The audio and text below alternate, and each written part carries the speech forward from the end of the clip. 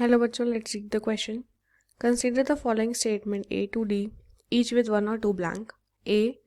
Beer goes into dash during winter to dash cold weather.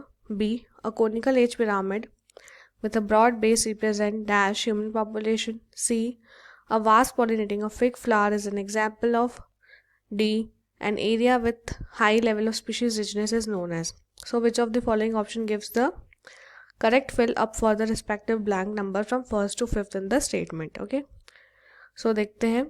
A में है first hibernation attract, then expanding commensalism biodiversity park. B hibernation escape expanding mutualism hotspot.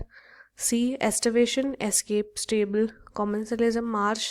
And D aestivation escape stable mutualism hotspot. ठीक है, तो इसके लिए अगर हम की कॉन्सेप्ट देखें तो उसका की कॉन्सेप्ट क्या हो जाएगा?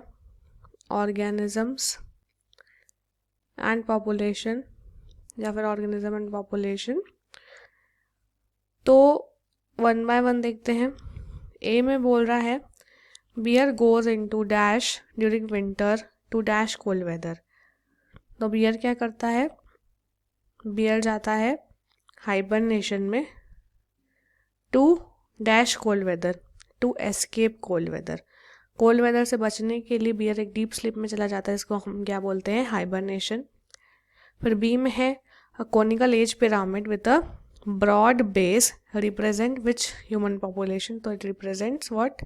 Represent expanding human population.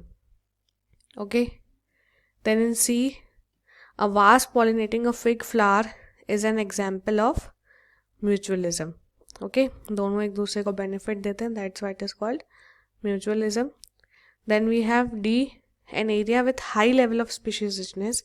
ऐसा एरिया जहाँ पे स्पीशीज रिचनेस बहुत ज़्यादा हो उसको हम क्या बोलते हैं? That is known as hot spot. Okay, तो ये हमारे आंसर्स सब मैच करते हैं. ऑप्शन ए में बोल रहा है फर्स्ट में हाइबरनेशन, ओके. सेकेंड में बोल रहा है अट्रैक्ट, तो यहीं पे रॉन्ग हो गया. बी में बोल रहा है first hibernation, second escape, yes. Third expanding, fourth mutualism and fifth hot spot, yes. तो ये बिल्कुल करेक्ट हो गया. थर्ड में फर्स्ट में ही बोल रहा है एस्टेविशन, तो रॉन्ग है.